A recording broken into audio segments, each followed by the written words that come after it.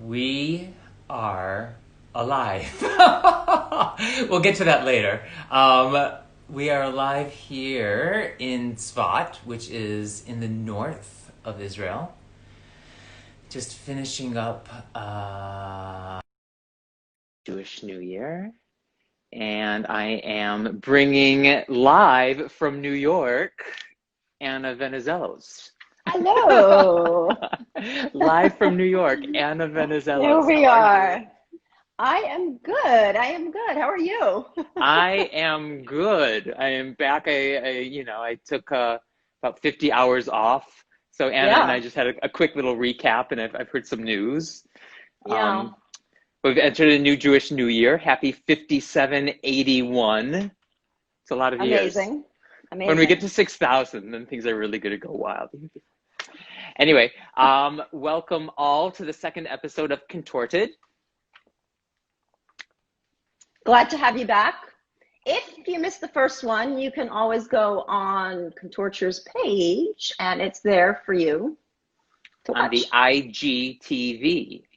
Yeah. It's very, very, very 2020 of us. So Contorted Yay. is our title. And I thought about it a little bit. You know, we contorted because we did, because we And do, do. Mhm. and because you want to. And you can. Who wouldn't want to be us? Oh gosh. I Not know. many, not many. Not Not many. many. So last week we gave you a nice little introduction to who she is and who I am. And this week, Anna, what do we have to talk about? This week, so by popular demand, we are discussing the difference, maybe the similarities, the possibilities between being a contortionist and an aerialist. So doing both. Is that a good idea? Is that a bad idea? How to navigate it? And then we also wanted to define for you what being a contortionist means. So we got a great question about that, right? About when is it okay to say I'm a contortionist? When is it okay to sell yourself as a contortionist, to market yourself that way?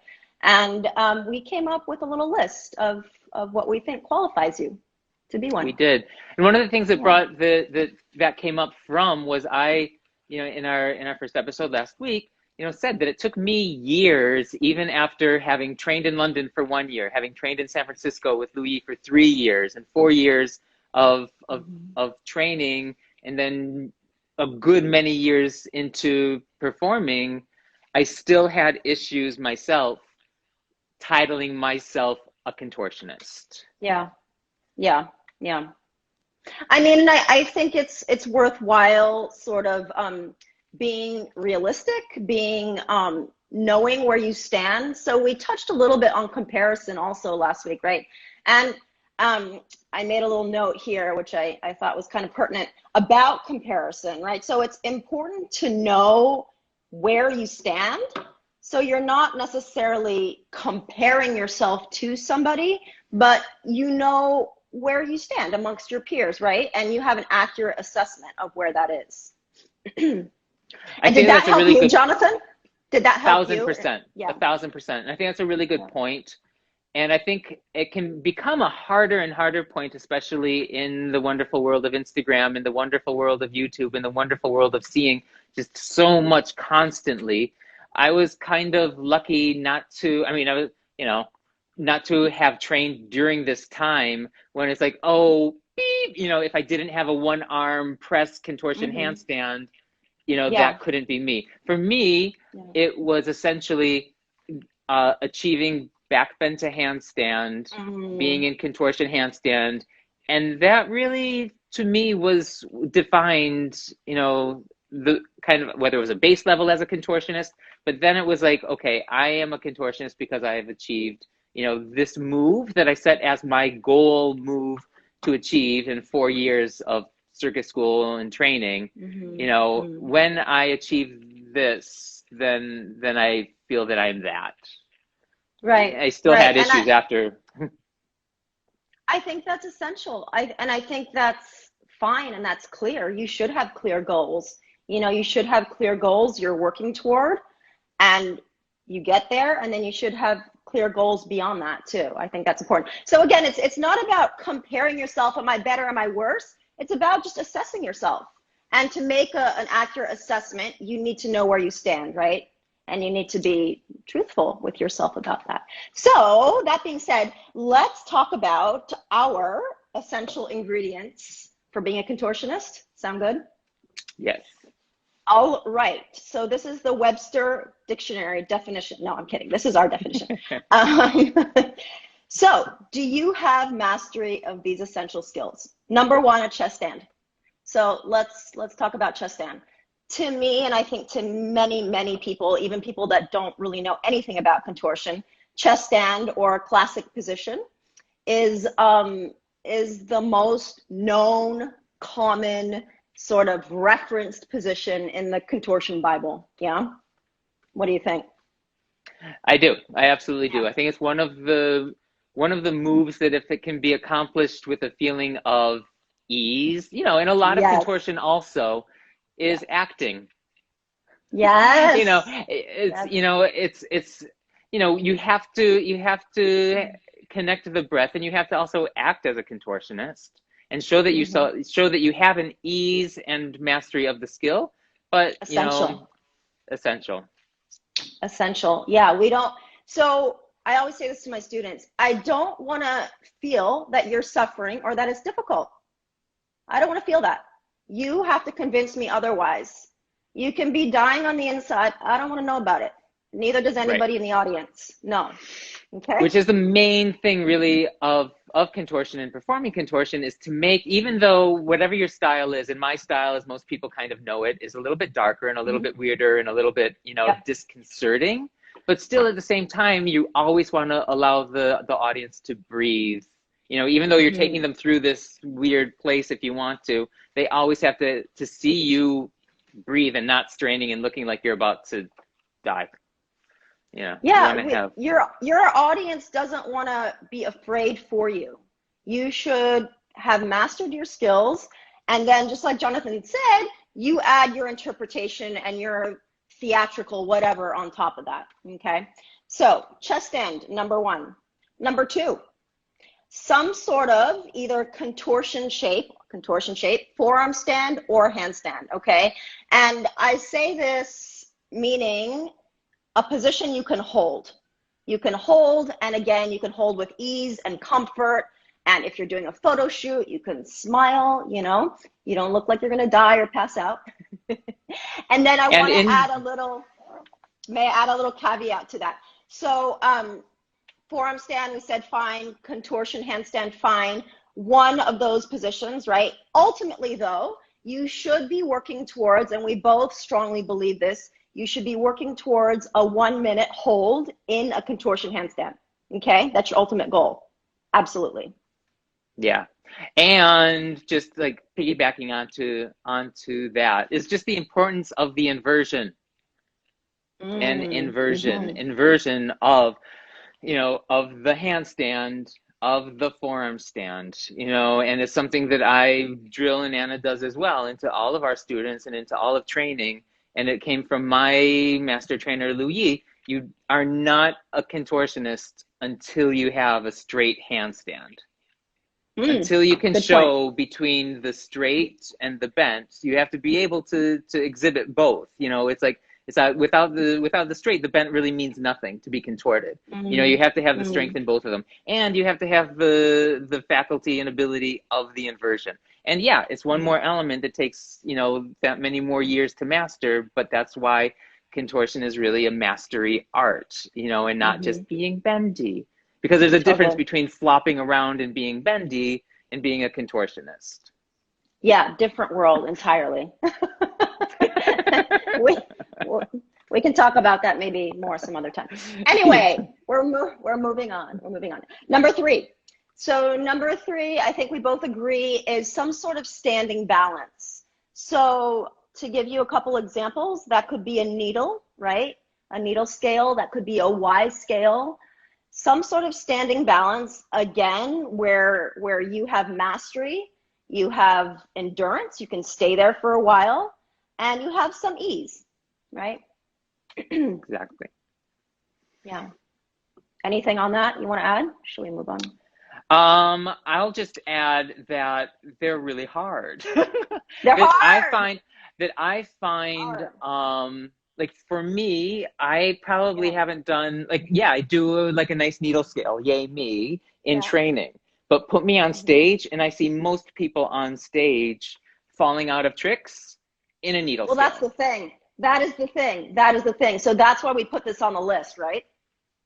Yeah. That's why we put this on the list. So it doesn't have to be the two examples I gave, but it has to be a standing skill because a lot of times what happens is contortion gets very low too or on the Mm, floor. And we end up just being too low, right? All the right. time. And there's no Absolutely. change in levels. And Absolutely. that can get boring no matter how cool what you're doing is. It can just get boring for the eye, for the audience, right? So you want to create that change in levels. And I mean, the nice thing about a balance, which we just spoke about, is that it's a mid-level position, right? So you have Mm-hmm. your floor stuff, you have your Mm-hmm. balances, which are mid-level positions, and then you have your standing positions, which are obviously upright. So, Exactly. alrighty, here we go. Number 4. So number 4 is not something specific, but we believe it's important to have a signature position.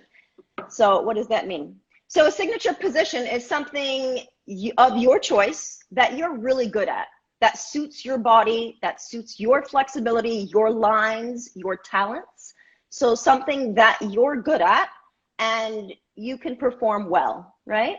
So, and this also means that you've been training long enough, you've put in enough hours to be able to identify what that thing is, right? So you've put in enough time, you've experimented, you've tried different stuff, and you say, this is what I'm really good at, right? So for like example, we were chatting before and I was telling Jonathan that I feel my signature position is the skill of going from a backbend to a handstand. I have been training that maybe like 20 years now.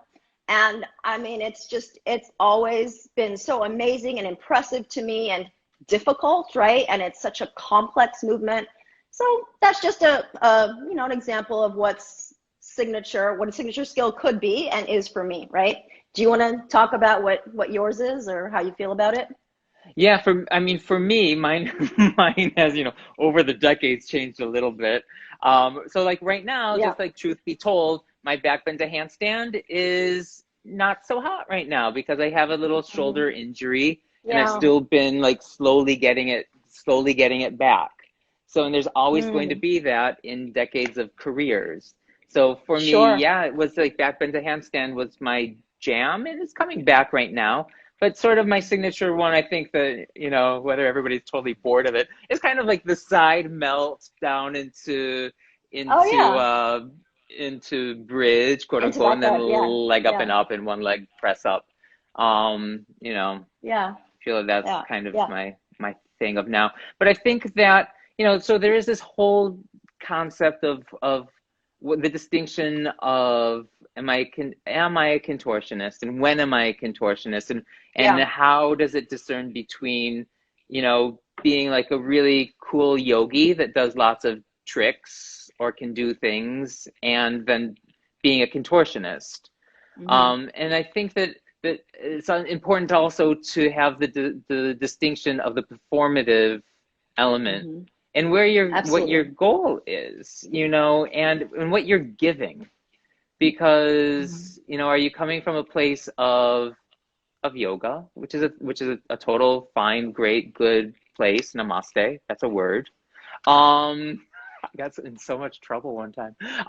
Or, are you coming in a place of having honed these skills to give something to an audience, to share something and to show something and to tell something and to tell a Yeah. story? So it's a Yeah. thing to, yes, like you've trained these skills for years, hopefully. And then what do you have to say? Mm. What do like, you need to say something because I don't just Hmm. want to see a bunch of tricks, and nobody really Right. does. Like that's sort of okay Right. at some places, but it comes to a Hmm. point of, like what is your voice and finding your Yeah. voice with your body, because for most of us as physical artists, becoming and training, the ultimate, like the goal of it is to then take the audience on a journey, on a trip, on a story, and through your body. And there was somebody, and I won't name names, that was like that had made a comment. Oh God, comments on Instagram, they hurt so much. It doesn't hurt, but it's just like, something of like, you always show the same thing, or you're always doing the same move. And it's essentially, and it's even like, I mean, if you look at my ceramics are also essentially the same forms. It's like you spend basically decades and years honing a craft, whether it's the body form shape or whether it's a ceramic form shape. Like, you find what is your voice, whether it's through your voice or whether it's through, a different medium. And I think that's then where it becomes, that you are a performing artist and that you're a contortionist. When you have achieved these high level skills, and then have something to say with them. Yeah, and you're willing to offer them. And I want to add one little thing before we move on to the aerial contortion thing, which is, I feel it's really important when you have these 4 essentials that we just talked about, that you're able to transition between them, right? And that kind of goes back to what you're saying, is it's not just a checklist. Okay, A, B, C, D, great, I'm done, I'm a contortionist. No, you have to be able to move between these skills and tell me something through those movements. So often I see people rushing through the transitions, or it's like there's a disconnect. It's like they do their skill and then it's like, okay, next skill. No. It's the transition is part of your skill. It's part of what you're telling me as an audience member, right? Or even if you're not performing, it's just that seamless transition, that defines the difference between a checklist and then, what we feel is really being a contortionist, a performer, yeah. 1000%. So become contortionists. Yeah. And then see your contortion. And let us know. And that's part of the thing also is, and then we'll go on to the next topic, but I think it's very, very important. And I kind of said it already, but it's one of the things that Master Lu Yi taught me and was very ingrained into me, was at the time he trained very few men in contortion, and there were very few at the time. And he was very adamant. He was like, Jonathan, find your man contortion. Because I trained with all women, and there were, and he was Chinese and all, he's like, find your man contortion. Don't just copy everybody else, but find your way. Find what means something to you within it. Yeah, I love that. That's great. Yeah. Find your man contortion now. Find your man contortion. All right. Let's move on. All right. So aerial and contortion. Moving on. So this is a huge topic, right? So we're going to try to touch on all of the points here. And I just want to start by offering this, and take it as you will. So we all know the saying, you can be a jack of all trades, but a master of none, right? So that's something important to take into consideration. Now, that being said, first of all, it depends on who you are and what kind of time you have to invest in this. So say you love aerial, you love contortion, you want to do both, but you only have so much time in a day, right? And I'm assuming we're all over 18, maybe not, but so for instance, when I was in circus school, I had an 8-hour day, training day. So it was totally feasible for me to spend, let's say a couple hours doing my aerial apparatus, which actually I started on hoop, lyra, cerceau, however you like it. So I started on hoop, and then I actually transitioned into contortion. But like I said, I spent an 8-hour day training, so I could definitely do both. I was also 23 years old, right? So that's a factor as well. So that's number one. Who are you? How much time can you devote to each of these? And I think it should be said as well that however much time you're devoting to your aerial practice, you can probably plan on doubling that amount of time for your contortion training. Yeah. You have something to add to that? Yeah. Yeah, I agree. Cool. Both Anna and I came from, sort of similar places because I was, definitely, started as an aerialist also and did decades Mhm. of aerial work, at least a decade and a half or so, starting in static trapeze and then Mhm. into tissue and rope. And it just does demand doubling a huge amount of Time. work and effort. Yeah. Yeah. Which is fine. Like we said, it's not that you can't do it. That's not the point here. It's you just need to be clear with yourself. You need to be realistic. Don't kid yourself. Like, think about the time you have to devote to these things, how far you want to go, too. Like, if you're recreational, do both. Totally fine. No problem. If you're an aerialist and you just want to improve your flexibility, cool. Totally possible. But if you're on a professional track and you're like, let's say you're going a little stronger with the aerial, okay? And you really want to get good at contortion, you're going to have to step away from the aerial a little bit. You definitely are. And not to mention, there's a little bit of opposing stuff going on just as far as physiology. So in aerial, we're pulling and we're very closed a lot of the time. Whereas in contortion, we definitely need more of an open shoulder position. And we're also using obviously our pushing strength as opposed to our pulling strength. And again, that's not bad. You could absolutely have both. But, just to give you a personal anecdote, when I was transitioning from being a silks artist, because that's eventually what I did, as I was transitioning, I can say it honestly took me maybe 4 years to really change how my shoulders were working. So the shoulders are a big, big deal. And I'm sure, if you're doing both, you've experienced this. I came up against that roadblock really hard, and that eventually was what kind of tipped the scale for me.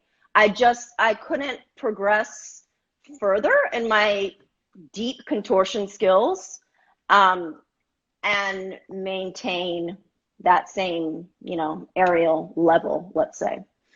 Yeah, on that note, as a coach, the ones that I've seen that are the hardest to like break Yeah. from, to contortion is pole. Oh, yeah. There's something about, I Mhm. worked on tissue forever, and being on tissue, kind of being in, and then you can like open out more.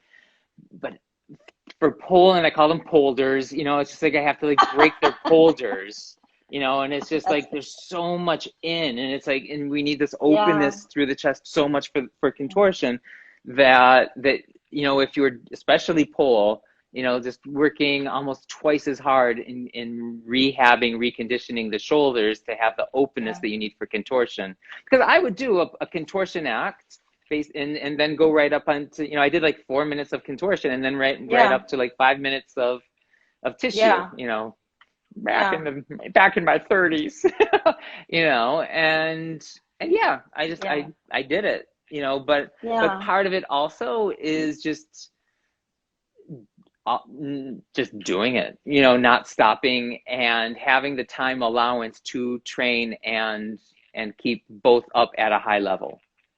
Yeah. And if you're willing to do that, if you're willing to do that, and if that's appealing to you, you have to be honest with yourself again, if that is. And I do find, I don't know if you find this too, Jonathan, is that when people coming from aerial or maybe pole come to us and they kind of catch the contortion bug, they fall in love with contortion. I find that there's just this natural, like, I never push anybody, but there's just this natural progression to this natural realization that comes that if they are really going to go down the contortion path, that the aerial or the pole or whatever it is, like I've had runners, that has to take a back seat.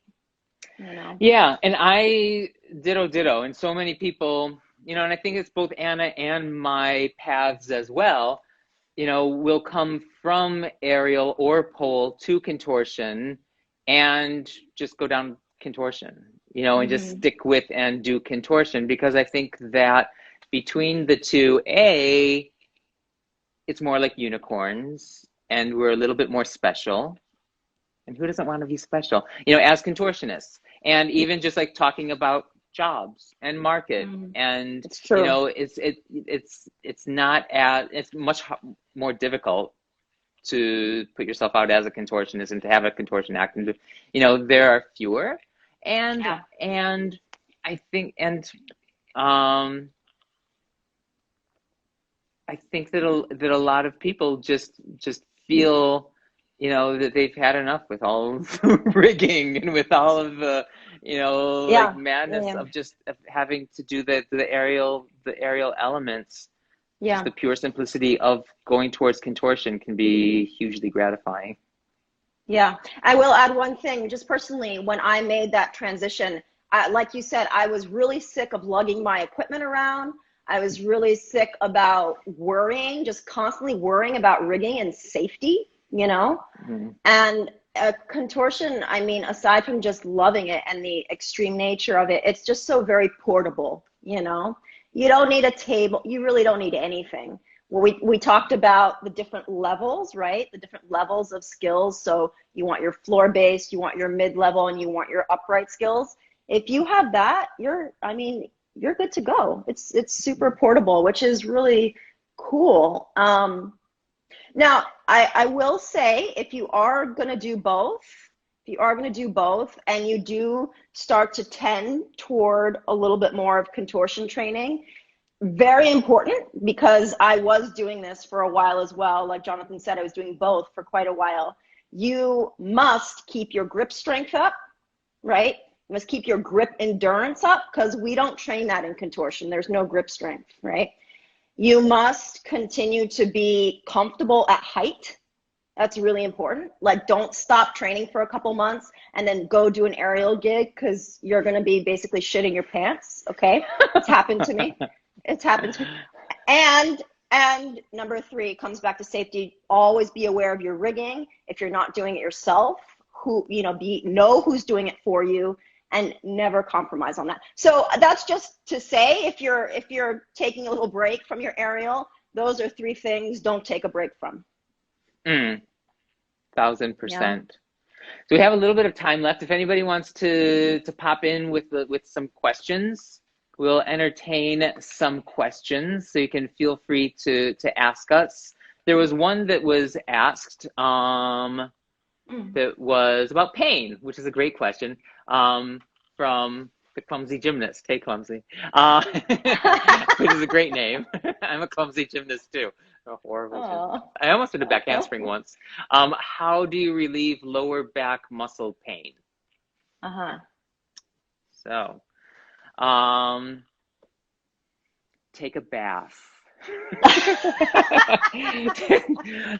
Just stop, rest. I mean, there's a lot of different variables. So pain is a whole, like, we can do a whole next podcast, or talk about pain.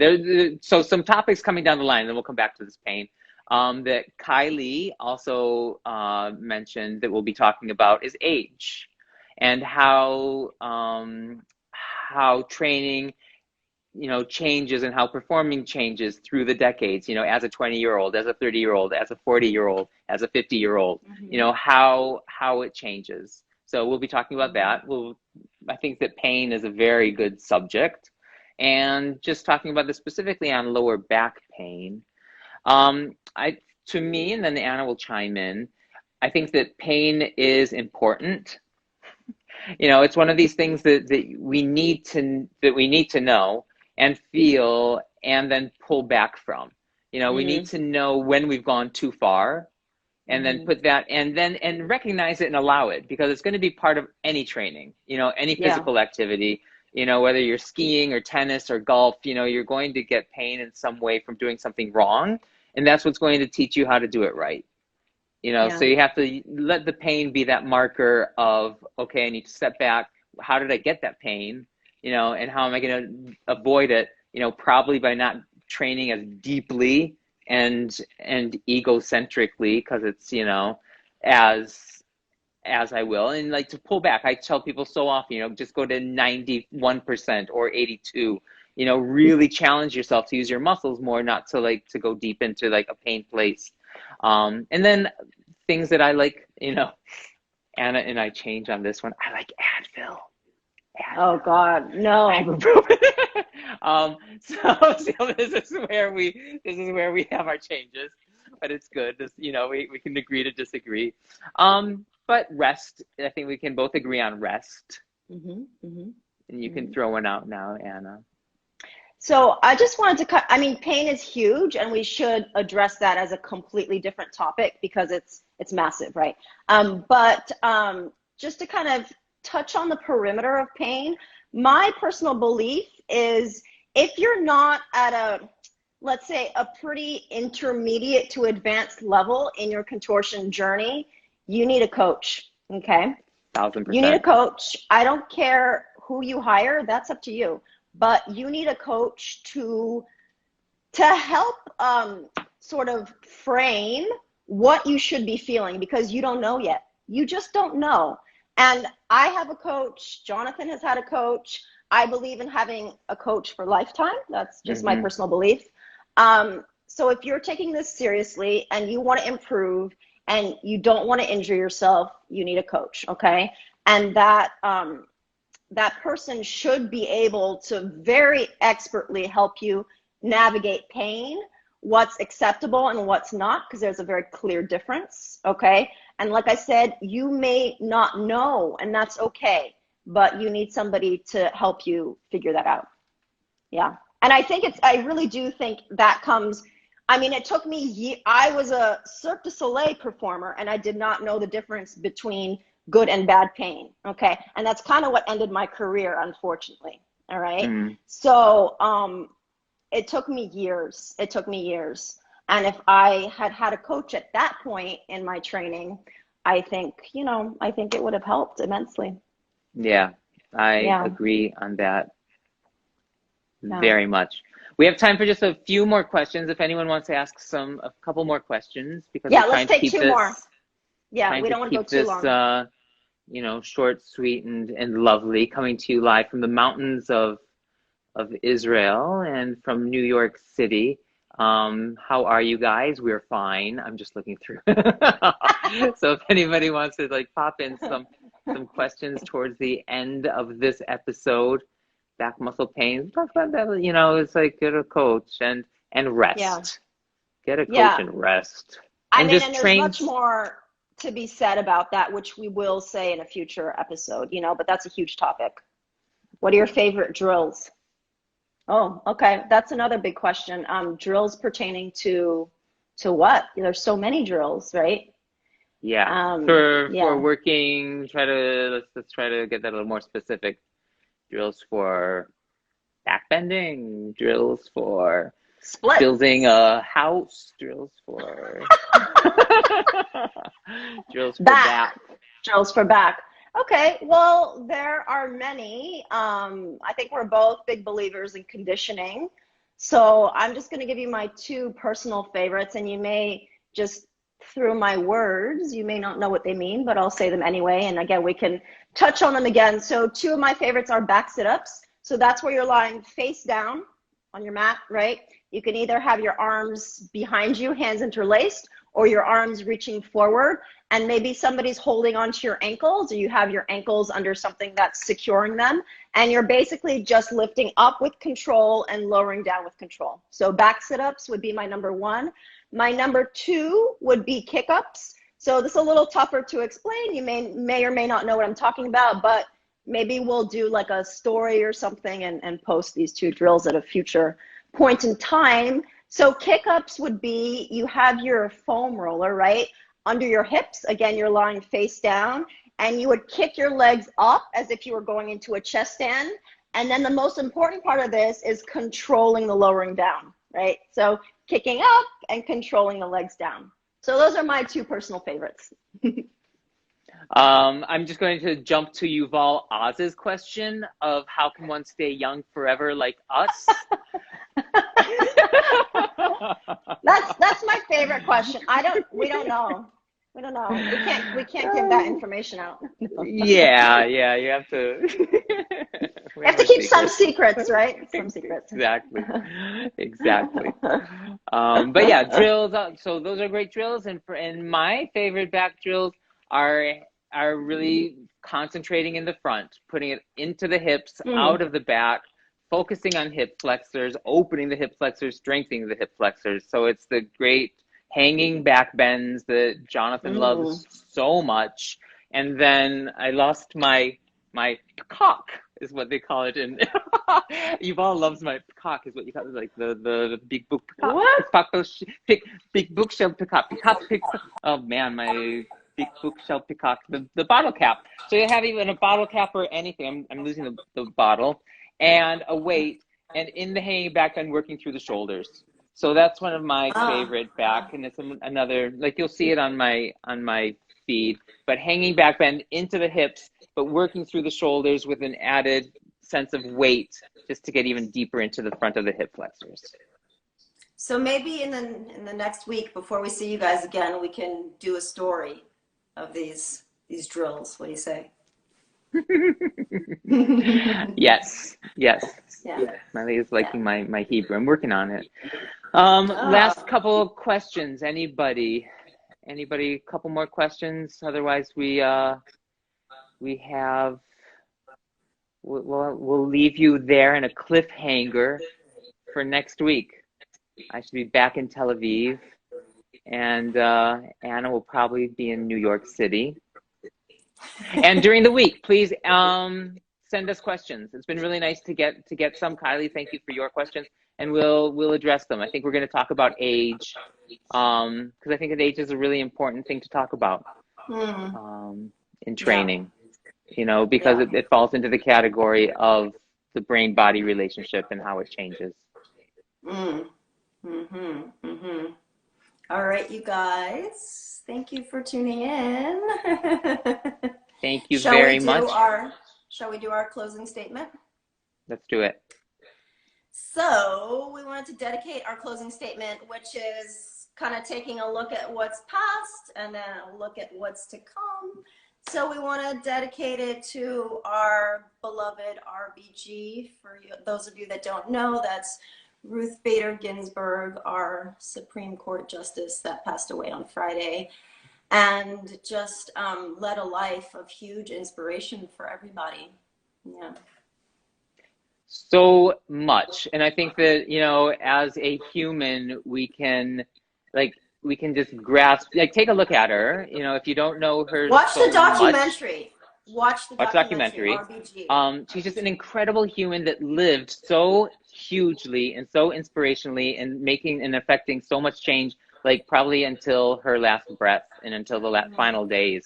Like, they just really lived strong, lived true, and lived with purpose. And finding purpose, you know, is such, I mean, if you can find that in life, that's huge. And once you find it, if you can live with it till the last breath, which is what she did, incredible. So may we all try to achieve even a bit of that beautiful inspiration for each other.